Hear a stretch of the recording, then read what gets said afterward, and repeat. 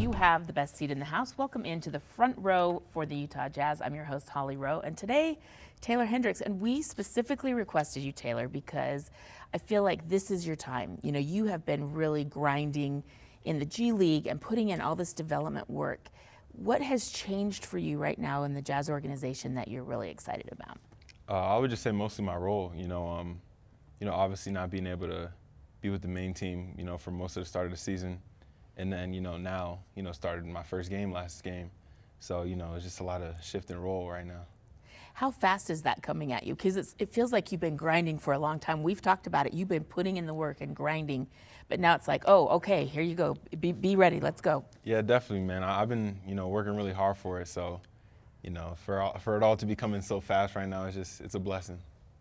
You had some good success in the G League, and I know you worked hard there, scoring 15 points a game. And your shooting was good. What have you been able to take? I know it's a different level, but what confidence have you been able to take now to your new role? Just being able to find my shots in the offense. The G League runs a lot of like the similar plays and similar actions. So just trying to find where I can get my shots through there and then, translate it. We were just talking to Chris Dunn, and he said he's been kind of hyping you up because he sees something special in you defensively. What does he say to you? What does he see in you that you're kind of like, oh, that's cool that he believes in me? Yeah, I mean, Chris Dunn, he's been very helpful. He's known as a defender, so, I get a lot of things from him, even little things in practice. He might see me, mess up a little bit, and he'll, critique it a little bit. And, I appreciate it so much coming from a great defender like him, so. I remember talking with Will Hardy earlier, and he really feels like you can come in and have an immediate impact defensively because you're long. And I do feel like you have good instincts. Is that something you're like, no, I can count on this night in and night out, or how do you approach that? Yeah, for sure. Defense is a little bit different than offense. Offense, you got to count on your shot going in, and defense is just, I feel like it's mostly effort, and that's something I could bring to the table every game. You had a few looks earlier in the season, and you had some blocks, and you really went at guys. How do you think you've been as far as your confidence level playing on this level? It's definitely continuously gone up. Spending time at G League definitely helped with that. And then, now being with the main team and getting a lot of reps has definitely helped my confidence a lot. Was there a moment so far that you were like, that was nice? I know you had a recent good block. Tell me about that. Was that a standout moment for you? Oh, yeah, the blocking KD, yes, for sure. Yes. In the moment, I'm trying to get a bucket on the other end, but after a timeout, I was thinking about dang, I really just blocked KD, so. Have you had any other cool moments of welcome to the league that you're like, wow, that's cool? I mean, probably just last game, just seeing my name, I'm in the starting lineup, so I would say that for sure. When did you find out you were going to be starting? That morning. What'd you do? Did you call mom? What'd you do? No, I texted her after, but in the moment I just played it cool. But in my head I'm like, yo, is that my face up there? So yeah. How did you think you did? I think I did pretty well for my first start. Definitely looking to build. It wasn't perfect. Not trying to make it perfect, but just trying to build off of it. We keep using these phrases like development, building, gaining confidence, all this stuff. Where are you right now? Where do you think you are? I feel like I'm very far from the player I want to be. I feel like I'm, improving every game and, making jumps. And I feel like to the level I want to be, I'm pretty far right now.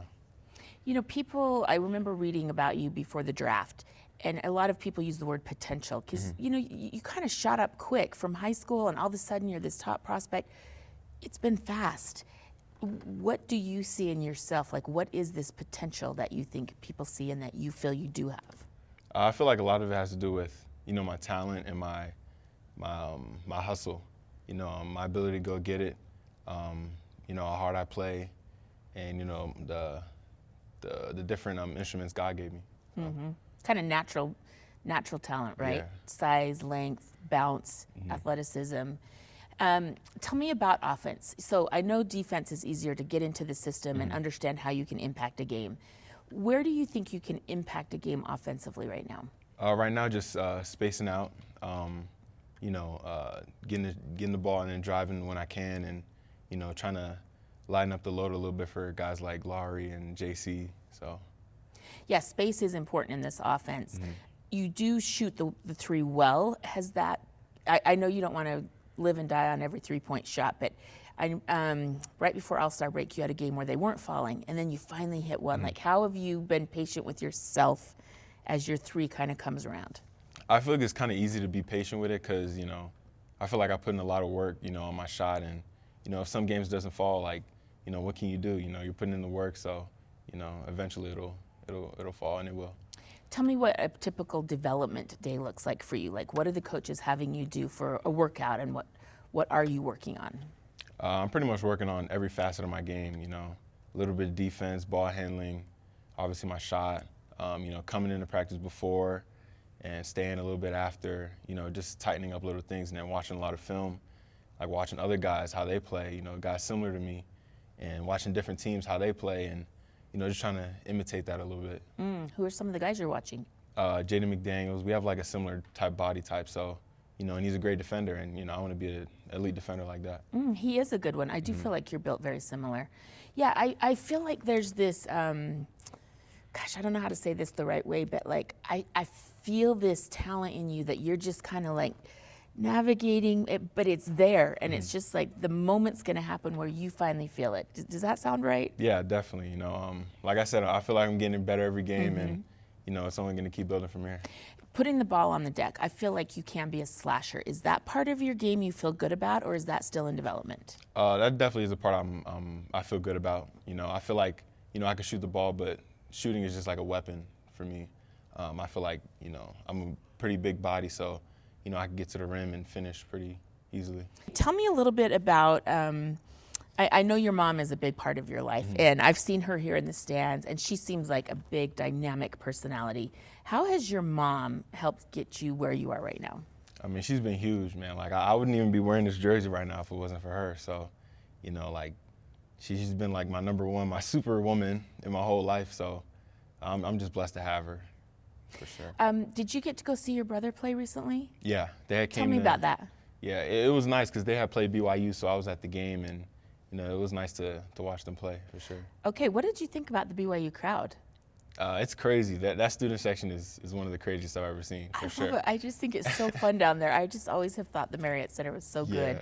Yeah. How did your brother do? How did the game go? It went well. I mean, we lost, but, you know, we put up a good fight, for sure. What was it like for him to see you, that like now you're this NBA player? Were people like getting pictures with you, or was he like, oh, dude, you're like a celebrity here now? Yeah, I mean, you know, I feel like it definitely inspires him a little bit, you know, to see his older brother, you know, go for our dream. So, you know, he's next. So it'll be nice to, you know, see him on the court. I used to cover the Markieff and Marcus Morris when they were at Kansas for a long time, and they had a hard time being apart. Like, twins are innately connected. How has it been to be apart from your twin? At first it was a little rough, but it started like, you know, during my pre-draft process. I wasn't really with him, so, you know, I kind of got used to it, and, you know, now it's fine. You know, we talk every day, so, you know. You do talk every day? Yeah, every day. Do you FaceTime or just talk on the phone? Sometimes we FaceTime, but we're at least in contact every day. Because you need that connection, right? Yeah. Like, it's so natural. Are you able to pass along things to him like, yo, they're having me work on this, this, and this, and I can see you being able to do that too? Are you helping him right now? Yeah, definitely. You know, just the things I'm learning up here, and then we're kind of like in a similar role, like trying to earn our spot a little bit. So, you know, a lot of things I'm going through, you know, I can, you know, give him advice. We talked about this a little bit earlier when you first started playing earlier in the season, and you said it had been hard to not compare your rookie season with other guys in your rookie class and see like, oh, this guy's playing more than me, or this guy. How have you kind of come to peace with like, this is my journey, this is my process? I feel like just getting closer to God right now. Like, just, you know, the Bible says, you know, good things come to those who wait. So, you know, not to be too urgent for something to happen, you know, and not be, you know, upset if it's not happening at the time you want. So, you know, just me coming to peace with that, and, you know, realizing like my time will come. So. Yeah, it's really cool because I think, you know, your ascension to being an NBA prospect has been so quick.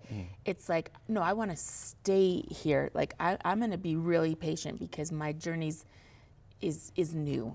Does that make sense? Yeah, for sure. And how can you allow yourself to be patient? Like you said, you pray a lot, you're in the Bible a lot. We've talked about that. But patience is hard. Yeah, it is. It's not easy, for sure, you know. You know, like I said before, you know, seeing other other your peers doing really well, and like you want to be on that level too. But you know, everybody's journey is different. You know, you see it all over the NBA with guys like Jokic, Gilgeous-Alexander. Like everybody has different paths to being superstars. So. I was listening to a podcast that I like, and one of the guys said, year 3 is when when you really know how they're going to be. Like, yeah, there's some outliers, but year 3. So like, that's got to be your patient approach, right? Like, right. Of course, we all want it now. We want to see you be great right now, but Yeah. that's got to be part of the approach. Okay, what are you doing the best right now on the court? Like when we watch you play the next couple of days, the next couple of weeks, what are we going to see from Taylor? Someone who's hungry on defense, for sure. You know, I'm gonna try to fly around and be everywhere and try to cause problems for the other team. I like that. I know that they're spacing you. Sometimes you're kind of in the corner, but how can you still make your presence felt offensively? Just crashing the boards, you know, when the shot goes up, trying to get my hands on it and, you know, add another couple possessions for our team. Yeah, putback, right? Like you can Right. get shots off putbacks if you can be athletic and rebound like I think you're capable of. Yes, for sure. Okay, cool. Anything else that you're like really proud of that maybe we don't know has developed for you, but you're like, man, people need to see I've really been putting in work on this?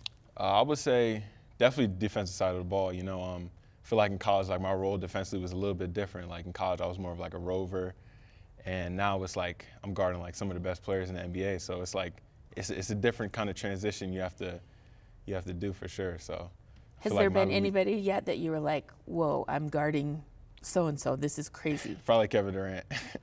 Yeah, Kevin Durant for sure. And you blocked him. Yeah, I mean. Did he say anything to you after that moment? Yeah, he told me it was a good block.